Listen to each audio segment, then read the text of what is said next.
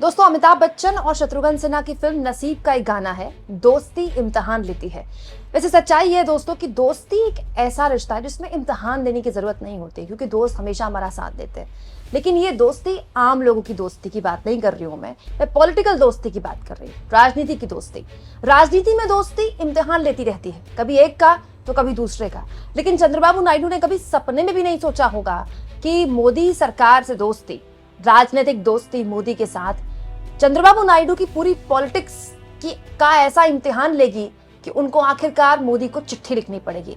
दोस्तों, चंद्रबाबू नायडू ने जब एनडीए में एक बार फिर से हिस्सा बनकर न केवल बीजेपी के साथ चुनाव लड़ा, बल्कि अच्छी खासी सीटें भी हासिल की, आंध्र प्रदेश में भी और केंद्र की राजनीति में भी उनका बहुत बड़ा दखल है। इस वक्त मोदी के सबसे बड़े सहयोगी हैं वो। लेकिन अब चंद्रबाबू नायडू के लिए इस सरकार में बने रहने के जोखिम लगातार बड़े हो रहे हैं। कुछ दिन पहले ही वक्फ संशोधन बिल को लेकर नायडू अपने एक बड़े वोट बैंक, मुस्लिम वोट बैंक की निशाने पर रहे। लेकिन अब दोस्तों, चंद्रबाबू नायडू सीधा गिर गए हैं एक ऐसे मसले में जिसका उनके पास कोई हल नहीं है, उनके हाथ का ही नहीं है, मतलब उनके हाथ से बाहर का मामला है। इसीलिए आखिरकार उन्होंने इस पूरे मसले पर सरकार को चिट्ठी लिख दी है। दोस्तों, डोनाल्ड ट्रंप ने जो ताबड़तोड़ टैरिफ्स का ऐलान किया दुनिया भर में, उससे चंद्रबाबू नायडू सत्ते में आए हुए हैं। क्यों, सब कुछ मैं आपको तफसील से बताऊंगी और साथ में आपको यह भी बताऊंगी कि ये डोनाल्ड ट्रंप का टैरिफ वॉर मोदी की डोमेस्टिक पॉलिटिक्स पर कैसे भारी पड़ रहा है। दोस्तों, हुआ ये कि ट्रंप ने भारत पर 26% रेसिप्रोकल टैरिफ लगाया, जिसको लेकर चंद्रबाबू नायडू जिस राज्य से आते हैं, आंध्र प्रदेश, वहां के जो फिशरमैन हैं, जिनको हम बेसिकली किसान ही कहते हैं, दोस्तों उनकी तरफ से एक बहुत बड़ी चिंता मुख्यमंत्री चंद्रबाबू नायडू के समक्ष रखी गई। दोस्तों, इंडियन एक्सप्रेस की खबर बताती है कि आंध्र प्रदेश में जो एक्वा प्रोडक्शन है, मतलब मछली का जो पूरा कारोबार है, जो कि बहुत बड़ा है, उसका कंट्रीब्यूशन 5.1 मिलियन टन है, विच इज ह्यूज। और दोस्तों, इसमें अकेला 76% श्रिम्स आंध्र प्रदेश प्रोड्यूस करता है और 24% बाकी फिशेस करता है। और इसका बहुत बड़ा हिस्सा दरअसल एक्सपोर्ट होता है, अमेरिका जाता है। अब इस पूरे मसले पर आंध्र प्रदेश के जो फिशरमैन हैं वो अपने मुख्यमंत्री के पास गए शिकायत लेकर, और फिर वो शिकायत लेकर और वो दरख्वास्त लेकर आंध्र प्रदेश के मुख्यमंत्री मोदी सरकार के पास आए कि जो टैरिफ लगा दिया है ट्रंप ने, इससे हमारे जो फिशरमैन हैं, हमारे जो मछुआरे हैं, वो इस बात को लेकर परेशान है कि अब आगे क्या किया जाए, क्योंकि जो कोल्ड स्टोरेज है वो फुल हो चुके हैं और टैरिफ लगाने से पहले ही जो इससे पहले का जो ऑर्डर था उसके लिए पूरा कंसाइनमेंट जो होता है वो रेडी हो चुका है।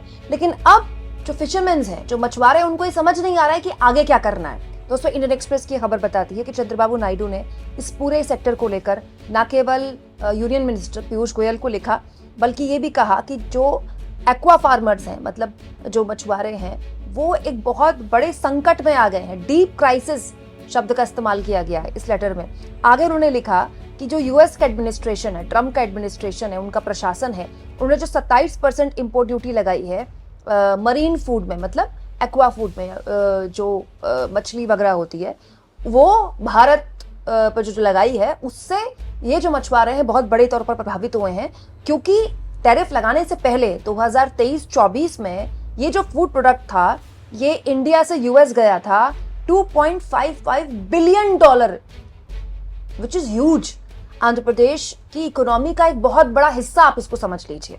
यही नहीं दोस्तों, इसमें यह भी लिखा है कि इसमें अकेला 92% जो है वो श्रिम्प है। दोस्तों, श्रिम्प यानी झींगा बहुत बड़े स्तर पर विदेशों में खाया जाता है, हमारे देश में भी खाया जाता है जो सी फूड पसंद करते हैं, लेकिन विदेशों में बहुत बड़े स्तर पर खाया जाता है। और भारत का आंध्र प्रदेश जो है उसमें बहुत बड़े लेवल पर यूएस को एक्सपोर्ट कर चुका है। लेकिन अब क्योंकि टैरिफ लगा दिया ट्रंप ने, इसीलिए चंद्रबाबू नायडू परेशान लग रहे हैं।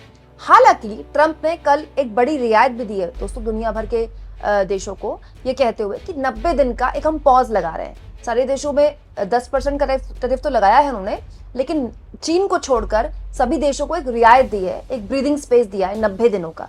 यानी कि 90 दिनों में ट्रंप ने एक तरह से वार्निंग देकर छोड़ दिया है सारे देशों को कि अब फटाफट आप ट्रेड डील कर लीजिए हमारे साथ, 90 दिन है आपके पास, ट्रेड डील हो जाती है तो वेल एंड गुड, नहीं तो फिर से वो टैरिफ लाद देंगे। ये उनके देश के लिए सही है कि नहीं है, इससे पूरी दुनिया में क्या प्रभाव पड़ेगा नहीं पड़ेगा, ये हम बहुत बात कर चुके हैं इस बारे में। लेकिन अगर हम डोमेस्टिक पॉलिटिक्स की बात करें दोस्तों, नरेंद्र मोदी की डोमेस्टिक पॉलिटिक्स, बीजेपी की डोमेस्टिक पॉलिटिक्स, तो आप कह सकते हैं कि ट्रंप के टैरिफ की आंच अब मोदी सरकार के जो घरेलू राजनीति है उसको सीधा प्रभावित कर रही है।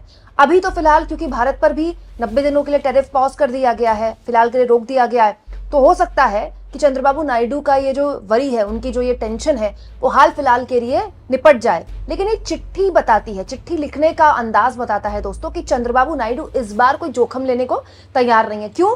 क्योंकि नायडू ने वक्फ बिल को लेकर, वक्फ संशोधन बिल को लेकर जो जोखिम लिया, वो उन्होंने जितना सोचा था उससे कल्पना से ज्यादा उनको नुकसान होगा, ये वो जानते हैं। लेकिन एक वोट बैंक होने के बाद, इतना बड़ा वोट बैंक, मुसलमान वोट बैंक होने के बाद, वो किसी हाल नहीं चाहेंगे कि वो फिशरमैन कम्युनिटी, यानी कि वो लोग जो इस प्रोडक्शन में रहते हैं, और इस पूरे धंधे में केवल दोस्तों फिशरमैन यानी कि मछुआरे नहीं होते हैं, बड़े बड़े एक्सपोर्टर्स भी होते हैं। एक पूरी चेन होती है ना। सिर्फ जो समंदर में जाकर मछलियां पकड़ रहा है वो अमेरिका नहीं भेजता, वो अपने डीलर से कांटेक्ट करता है, डीलर उनसे खरीदता है, फिर बड़े मात्रा में बड़े बड़े कोल्ड स्टोरेज है, उनमें कोल्ड स्टोर किया जाता है, और एक तय वक्त में जो ऑर्डर आता है विदेश से, उस तय वक्त में उसको भेज दिया जाता है। क्योंकि ये जो सामान होता है पेरिशेबल होता है, आप उसको एक्स्ट्रा दिन, ज्यादा दिन अपने घर नहीं रख सकते, अपने पास नहीं रख सकते, खराब होने का डर होता है। तो बड़ा सवाल ये है दोस्तों कि वो चंद्रबाबू नायडू जो इस सरकार के साथ वक्फ संशोधन बिल पर चट्टान की तरह खड़े थे, एकदम मजबूती से, न केवल उनके साथ उन्होंने वोट दिया बल्कि सरकार के समर्थन में खड़े होकर बोले भी। अब उनके लिए, उस चंद्रबाबू नायडू के लिए एक बहुत बड़ा चैलेंज हो गया कि आखिर कब तक ये दोस्ती, आखिर कितना और इम्तिहान लेगी।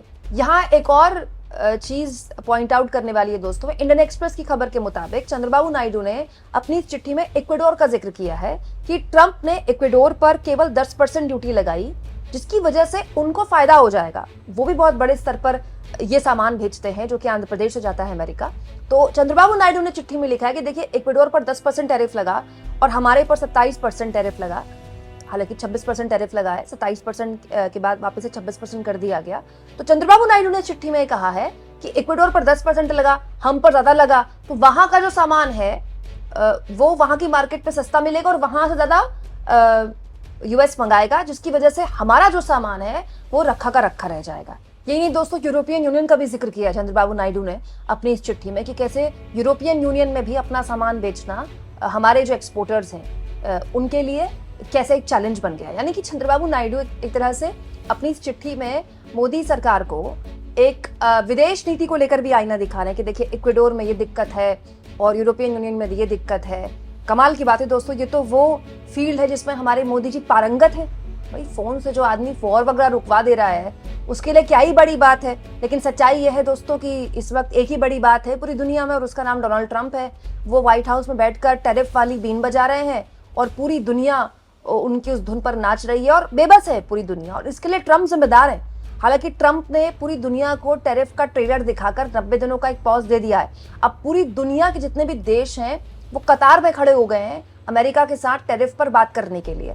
हर देश चाहता है कि वो ट्रेड डील कर ले।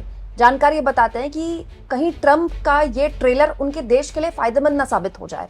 वो देश जो लगातार ट्रेड डील करने से बच रहे थे क्योंकि उनको ट्रेड सरप्लस मिल रहा था, आखिरकार उनको ट्रेड डील करनी पड़ेगी, और यही तो अमेरिका चाहता था। लेकिन ये तो बात की बात है, ये 90 दिनों में क्या होगा, कितनी बार्गेनिंग हो पाएगी, क्योंकि हर मुल्क यही चाहेगा ना कि उसके देश को नुकसान ना हो, और भारत सरकार भी यही चाहेगी। लेकिन बड़ा सवाल यह है दोस्तों कि अब चंद्रबाबू नायडू जैसे बीजेपी के सहयोगी, इस सरकार की इंपॉर्टेंट बैसाखी, सबसे बड़ी बैसाखी, इस सरकार से अब चिट्ठी के द्वारा अपनी चिंताएं एड्रेस कर रही है। ये बताता है कि चंद्रबाबू नायडू के बाद समझ में आ गई है कि ये दोस्ती कुछ ज्यादा ही इम्तिहान ले रही है, इतना ज्यादा वो झेल नहीं पाएंगे। और दोस्तों, राजनीति की दोस्ती ऐसी होती है, इंसान अपनी राजनीति कुर्बान नहीं करता अपने दोस्त के लिए। यहाँ की दोस्ती जो होती है इसमें सीधे लेन देन चलता है। दोस्तों, आपको क्या लगता है, ट्रंप का ये टैरिफ वॉर पूरी दुनिया में अब क्या अलग अलग देशों की डोमेस्टिक पॉलिटिक्स भी प्रभावित करेगा?